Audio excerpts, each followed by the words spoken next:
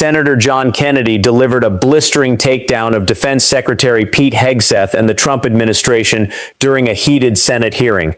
While the administration celebrated what it called a complete victory in Iran, Kennedy forced Hegseth to confront a far more troubling issue: the potential transfer of Diego Garcia, a strategic asset valued at nearly $1 trillion, to China through Mauritius. Under intense questioning, Hegseth appeared increasingly uncomfortable, dodging direct answers before his defense began to unravel. What was being portrayed as a major success quickly looked more like a serious strategic setback. Don't miss this explosive confrontation. We bombed their infrastructure. They've got 70% inflation. Their internet's shut off. You know better than I do what we've done on the military side. You just heard Senator Kennedy describe what he believes is the harsh reality surrounding the situation in Iran. But behind the Trump administration's triumphant rhetoric and repeated declarations of victory lies a far more troubling picture. While Defense Secretary Pete Hegseth and his team boast about crippling Iran's military infrastructure, they are at the same time creating an opportunity for China to strengthen its influence across the Indian Ocean. This is being portrayed not as strong leadership, but as a profound strategic failure.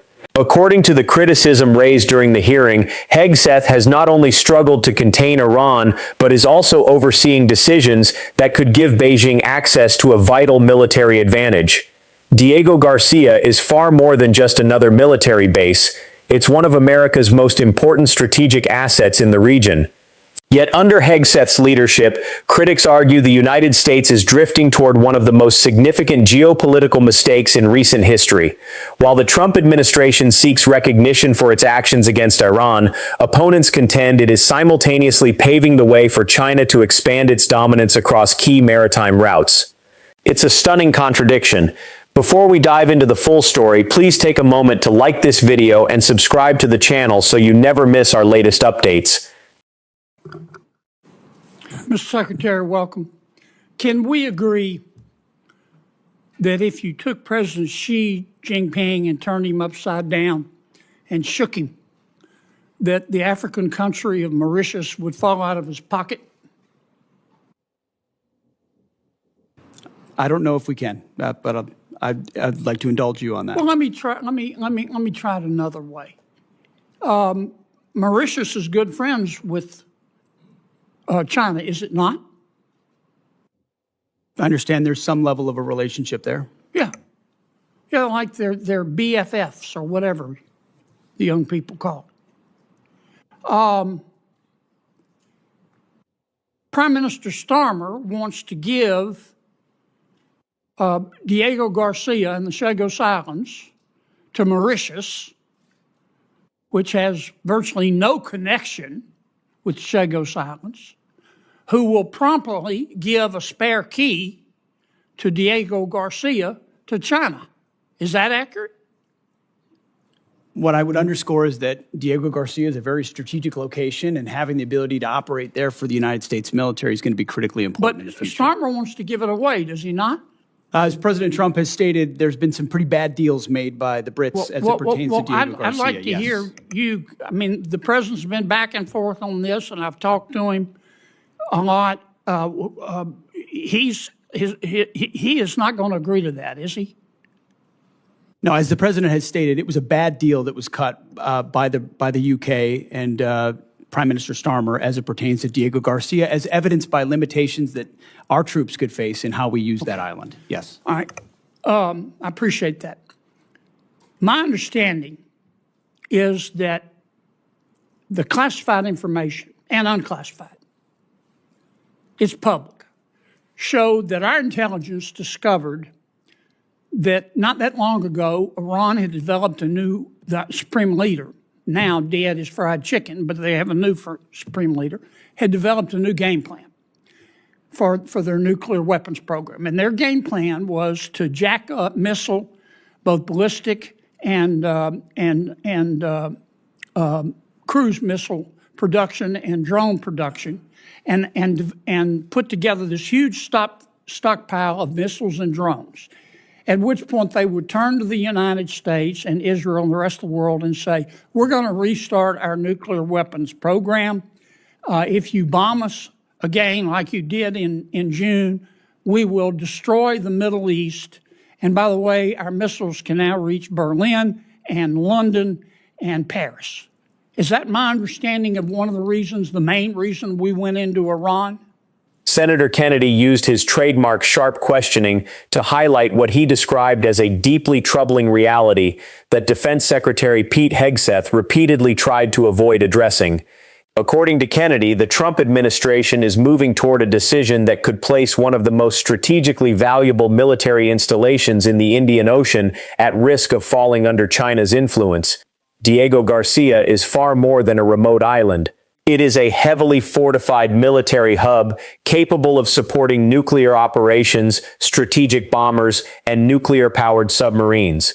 For decades, it has served as America's indispensable forward operating base in the region, often compared to an unsinkable aircraft carrier. Losing it would represent a massive strategic setback, with critics estimating the overall cost, including replacement expenses and the erosion of U.S. influence throughout the Indo-Pacific, could exceed $1 trillion. So how did Hegseth respond? He repeatedly argued that the situation stemmed from a poor agreement negotiated by the British. For his critics, that explanation simply doesn't hold up. They contend that Pete Hegseth and Donald Trump are the officials now responsible for allowing this situation to unfold. In their view, this is not an unavoidable mistake, but a serious failure of both diplomacy and national security. As China continues expanding its military reach across the globe, critics argue the administration is permitting a China-friendly nation like Mauritius to gain leverage over one of America's most vital strategic bases. They describe this as an extraordinary display of weakness and incompetence that could carry lasting geopolitical consequences. I think that's pretty well articulated, Senator, that they were trying to use the umbrella of their established conventional stockpiles to blackmail the rest of the world in pursuit of their own nuclear weapons. Now let's talk about Iran today. Can we agree that Iran, both the public and the private sector, is being held together right now with spit and duct tape? Spit and duct tape is not a doctrinal term, Senator, but I would agree with something along those lines. It's a Louisiana term. I mean, 7 out of 10 Iranians are out of work. We bomb their infrastructure. They've got 70% inflation. Their internet's shut off. You know better than I do what we've done on the military side. Their launchers, gone. Their missiles, for the most part, gone. Their drones, gone. Do they have some left? Yeah. Their Navy, gone. Their Air Force, gone. You can get in an airplane, you personally, and fly anywhere you want to across Iran right now and feel safe because they don't have any air defenses. It will be, in my opinion, 20 years and cost $1 trillion before they're even back somewhat to normal. And I don't have the slightest idea where they're going to get the money. If they think China's going to give it to them or Russia, they've got to learn a hard lesson. To that extent, have we achieved our objective in Iran? Objective, as this president has stated from the beginning, is to ensure they don't get a nuclear weapon, and President Trump remains dedicated to ensuring that happens. And everything you described with the military degradation of their country was in service of ensuring they never get a nuclear weapon. This is what I never understood the president to say, I want a regime change in Iran, and I want to obtain all of their fissile material. I've never heard him say that. What I heard him say was, I don't want to go back through it, but our goal is to cripple them so they can't blackmail the rest of the world. Senator Kennedy argued that Iran is surviving under immense strain and remains in an extremely fragile position. But according to his criticism, there is another side of the story that the Trump administration does not want the public to focus on. While Pete Hegseth and Donald Trump continue declaring the mission a success and insist that Iran's nuclear ambitions have been stopped, critics say their overall strategy is filled with serious contradictions. They celebrate the destruction of Iranian infrastructure while avoiding any discussion of the significant costs the United States has shouldered. Trillions of dollars have been committed to the conflict, while American families and farmers continue to struggle with rising energy prices and persistent inflation.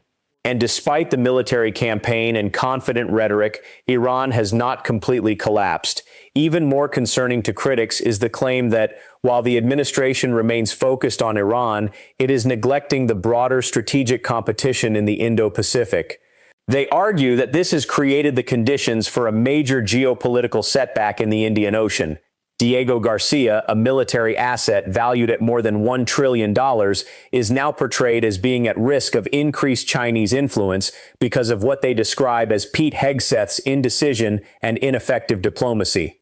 In their view, this is not an example of decisive leadership, but of a historic strategic failure, one with consequences that could affect America's global position for generations.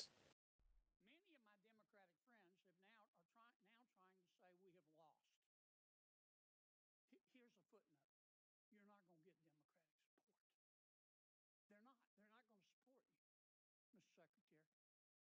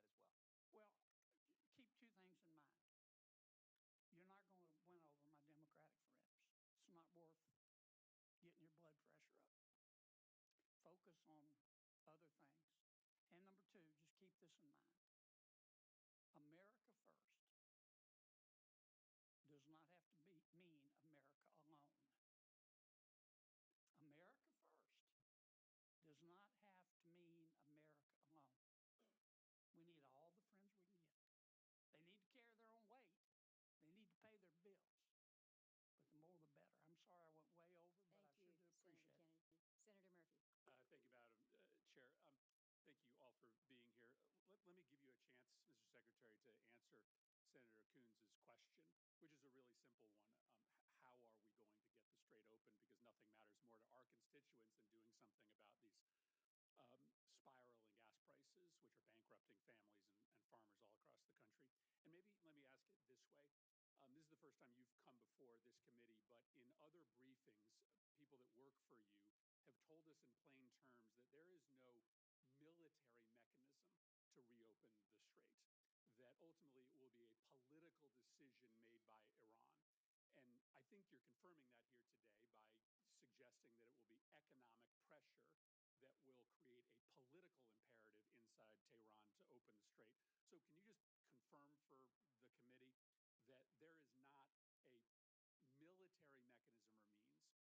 economic diplomacy in this case, in order to convince Iran to make the decision to reopen the strait? I would say, Senator, there most certainly are military means by which we could open the strait, both on targets on land and also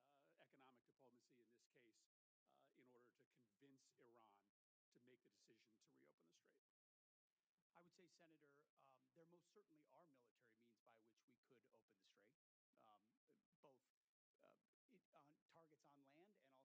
naval capabilities, not to mention our naval blockade. Why haven't you done, if that's true, and that's not what has been testified to us in private briefings, why haven't you done that already? Ultimately, a preferred long-term approach would be a deal where they open it up, where they stop being pirates of international waters and allow countries from all nations to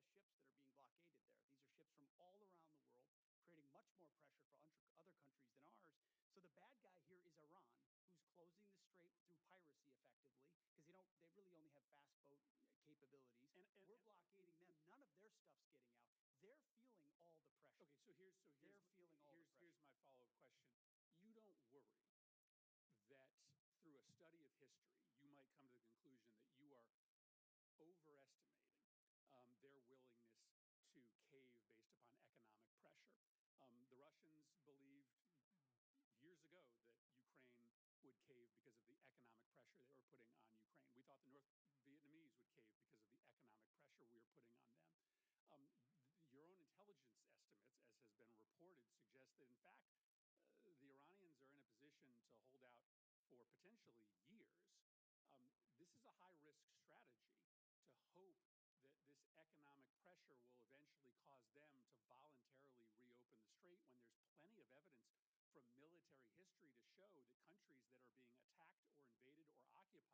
show that countries that are being attacked or invaded or occupied are actually willing to put up with a whole lot of economic misery in order to preserve national pride. Well aware. We've looked at we understand all of those historical case studies, and it's not just economic pressure. There's military pressure, diplomatic pressure. We certainly have a lot more military pressure we can bring to bear if the president were choose to do so. I think there are a lot of different dynamics that cards that the president can play, holding all of them to ensure even greater economic pressure or even greater military pressure in Iran. And they know that, and that's why the negotiations are serious and ongoing right now about giving up their nuclear capability. As the hearing continued, Senator Kennedy attempted to defend the administration's position, but it was Senator Murphy who delivered the most pointed line of questioning. Under mounting pressure, Defense Secretary Pete Hegseth acknowledged a difficult reality. There is no rapid military solution for reopening the Strait of Hormuz. Despite the administration's confident rhetoric, its strategy depends largely on economic pressure, an approach that critics argue has repeatedly failed throughout history.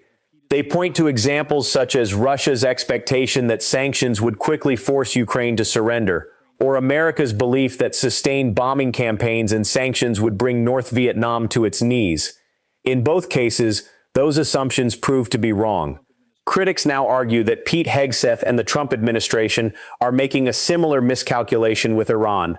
While officials in Washington project confidence and insist they hold the upper hand, many American families are dealing with soaring fuel prices, farmers are facing severe financial strain, and businesses are struggling under growing economic pressure.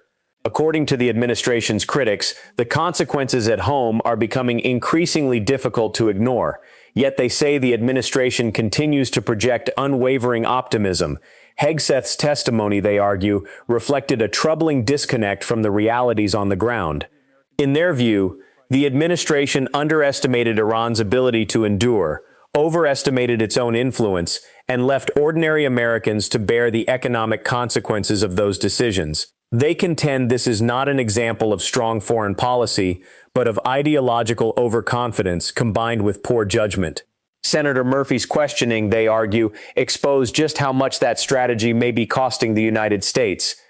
The problem is time is not on our side here. I believe you are being way too optimistic in your assessment of their potential to cave. But if this goes on for another 30 days, there are going to be thousands more farms that will go bankrupt. There are going to be families that are going to be ruined. And so time is not on our side. And I just don't believe that Iran is ready to capitulate yet. And if they capitulate in a year, there's going to be a whole lot of families and businesses that are ruined in the United States. General Kane, let me finally ask you a question about what seems to be a difference of opinion between the intelligence services that you rely on and the public statements of the President of the United States with respect to our war objectives. The Secretary and others in the President's cabinet have said very clearly that our war objective is to destroy Iran's missile and drone program. The president said just a week ago that Iran maybe had 18 to 19% of their missile capacity left. But there is public reporting suggesting that our intelligence agencies say that Iran still has 70% of their missile and drone capability, which would be a failure of our objectives if that were to be true.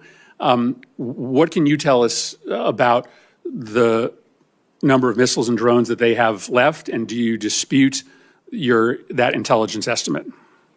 Sir, I'm not going to comment with deep respect for the question. I'm not going to comment in this forum on what may or may not have been opined on by the IC, which would suggest a leak or a confirmation of any intel. So while I appreciate the question, I hope you'll also appreciate my not answering it.